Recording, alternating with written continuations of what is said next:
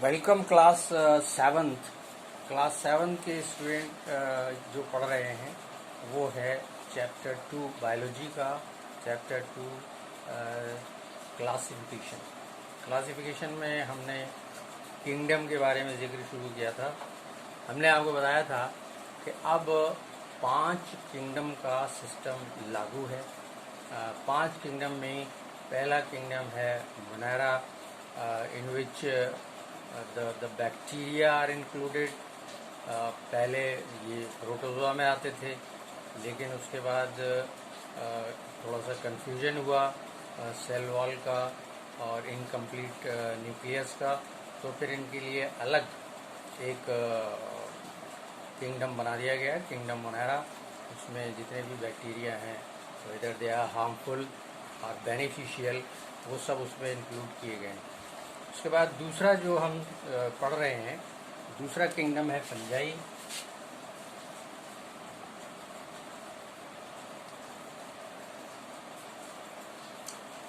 Fungi में हमने आपको बताया था, फंजाई में जो एनिमल शामिल किए गए हैं वो यूनिसेलुलर भी हैं और मल्टी सेलुलर भी हैं। यानी इसमें दोनों तरह के, उनके पास डिफाइंड न्यूक्लियस है। बैक्टीरिया की तरह बे न्यूक्लियस वाले नहीं हैं। बे न्यूक्लियस वाले मतलब एक वेल डिफाइंड न्यूक्लियस वाले ये हैं, जबकि बैक्टीरिया वेल डिफाइंड न्यूक्लियस वाले नहीं हैं। तो फंजाई में दोनों तरह के ऑर्गेनिजम्स शामिल हैं, यूनिसेलुलर भी और मल्टी सेलुलर भी। एक बात जो ख़ास है इनके लिए वो ये है कि ये इनके पास ये ऐसे ऑर्गेनिजम्स हैं जिनके पास क्लोरोफिल नाम की कोई चीज़ नहीं है, और ये अपना खाना नहीं बना सकते किसी तरह से। तो ये या तो पैरासाइटिक होंगे, पैरासाइट की तरह किसी दूसरे लिविंग ऑर्गेनिजम्स पर अपनी ज़िंदगी गुजार रहे होंगे, या ये सेप्रोफाइटिक होंगे। सेप्रोफाइटिक वो ऑर्गेनिजम्स होती हैं जो डेड और डिकेइंग ऑर्गेनिक मैटर पर अपनी लाइफ गुजारते हैं और उन्हीं से अपना खाना हासिल करते हैं। इसमें 3 नाम आपकी बुक में दिए हैं। पहला नाम है इसमें ईस्ट का, दूसरा नाम है इसमें ब्रेड मोल्ड का, और तीसरा नाम है इसमें मशरूम्स का। हमने आपको बताया था ईस्ट, ब्रेड मोल्ड या फिर मशरूम आपने देखा होगा, आजकल बरसात है, बरसात में गली सड़ी चीज़ें, ख़ास तौर से पुरानी लकड़ियाँ जो सड़ने लगती हैं, उन पर आपको बहुत सारी छोटी छोटी छतरियाँ उगी हुई दिखाई देंगी, छोटे साइज़ की छतरियाँ। तो कुछ कालापन लिए हुए, कुछ सफ़ेदी लिए हुए मशरूम हैं। तो उससे मशरूम तक पहुँचने से पहले हम ब्रेड मोल्ड की बात करें। ब्रेड मोल्ड का नाम है राइजोपस। तो इसके बारे में बताएं। आपने देखा होगा, अगर भूले से आपकी ब्रेड जो है वो रखी रह जाए और सही टेम्परेचर उसको ना मिले, तो गर्मी में फिर उस पर बहुत सारा आपने रंग बिरंगा पाउडर देखा होगा उगा हुआ मौजूद, काला, लाल, नीला, पीला, वो ब्रेड मोल्ड है, राइजोपस है। एक प्लांट की तरह की चीज़ है जो उसके ऊपर उगाई है। बारीक बारीक थ्रेड लाइक स्ट्रक्चर होते हैं, उनको हाइफी कहते हैं।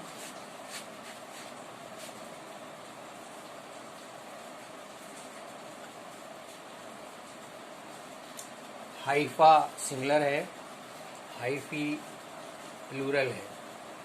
बहुत सारे हाइफी फिलामेंट टाइप के स्ट्रक्चर मिलकर एक स्ट्रक्चर बनाते हैं, उसको कहते हैं माइसीलियम।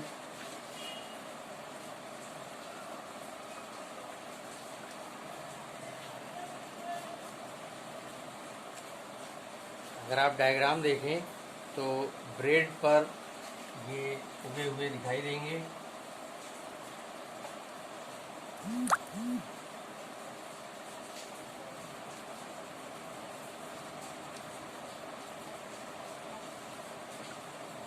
और इनसे बारीक बारीक जड़ें भी निकली रहती हैं, राइजोइड कहलाते हैं।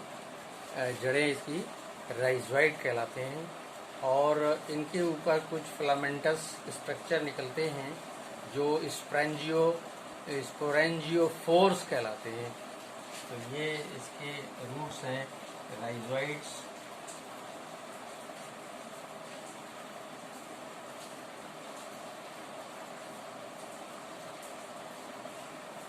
ये ब्रेड में पेवस्त हो जाते हैं, पेनिट्रेट कर जाते हैं और अपनी ग़िज़ा हासिल करते रहते हैं।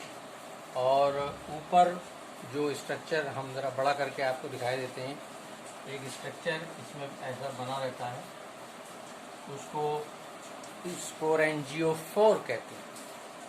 और उसके ऊपर एक कैप्सूल टाइप का दिखाई देता है, स्पोरेंजिया।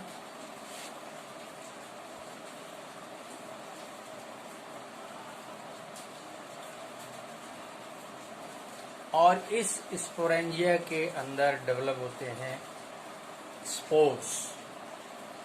ये जब मैच्योर हो जाते हैं तो ये बस्ट आउट होते हैं। और तो इसका पूरा स्ट्रक्चर यूँ है, हाइफी मिलकर जो क्लस्टर बनाते हैं माइसीलियम से रूट्स निकलती हैं, राइजोइड जो पेवस्त हो जाती हैं उसमें ब्रेड पीस में, और उनसे अपना न्यूट्रिशन हासिल करती हैं। उसके बाद इसमें एक ऐसी ब्रांच निकलती है जिसे स्पोरेंजियोफोर कहते हैं। उसके आखिर में एक कैप्सूल होता है, स्पोरेंजिया कहलाता है। और उसके बाद स्पोरेंजिया के अंदर स्पोर्स का डेवलपमेंट होता है। और जब ये स्पोरेंजिया बस्ट आउट करते हैं स्पोरेंजियम, तो फिर बहुत सारे स्पोर्स, पाउडरी स्पोर्स निकलकर ब्रेड के ऊपर फैल जाते हैं। ये है पूरा ब्रेड मोल्ड का मामला। तो ब्रेड मोल्ड एक तरीके से आपकी ब्रेड को ख़त्म कर रही है। और तीसरे नंबर पर आते हैं मशरूम्स मल्टी सेलुलर ऑर्गेनिजम्स हैं, लेकिन इनके पास प्लांट की तरह दिखाई देते हैं, लेकिन इनके पास कोई ऐसा क्लोरोफिल नाम की चीज़ नहीं है जिससे ये अपना खाना बना सकें। क्योंकि प्लांट्स को खाना बनाने के लिए ज़रूरी होता है कि उनके पास क्लोरोफिल हो, लेकिन इनके पास नहीं है। जब इनके पास क्लोरोफिल नहीं है तो फिर ये अपनी ज़िंदगी डेड और डिकेइंग मैटर पर ही गुजारा करते हैं, उन्हीं से अपना न्यूट्रिशन हासिल करते हैं मशरूम्स भी कुछ दो तरह के होते हैं।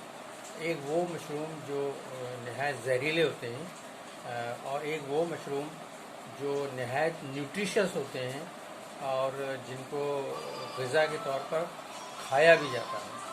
तो आपने देखा होगा कि बाज़ार में बहुत सारे मशरूम्स फूड की तरह बिकते हैं, और ये फूड जो है इसमें बहुत सारी प्रोटीन्स होती हैं और बड़ा न्यूट्रिशियस समझा जाता है, और बहुत सारे लोग इसको खाते हैं। तो इस तरह से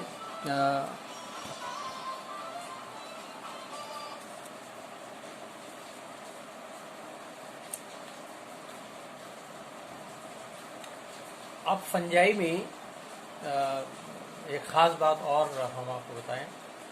फंजाई में जो रेस्पायरेशन का अमल होता है वो एनारोबिक होता है। दो तरह के रेस्पायरेशन होते हैं, एरोबिक रेस्पायरेशन और anaerobic respiration. If the respiration is carried out in the presence of oxygen, it is called aerobic respiration। और अगर ये रेस्पायरेशन ऑक्सीजन की गैर मौजूदगी में किया जा रहा है तो अनएरोबिक रेस्पायरेशन कहलाता है, जो कि एरोबिक नहीं है। एनारोबिक रेस्पिरेशन में ये जब ग्लूकोज जो मिलता है इस ऑर्गेनिज्म को, वो इथाइल अल्कोहल और कार्बन डाइऑक्साइड में टूट जाता है और इसके अलावा एटीपी के 2 मॉलिक्यूल्स भी बनते हैं। तो ये फंजाई का एक ख़ास कैरेक्टरिस्टिक है। इसके बाद और आगे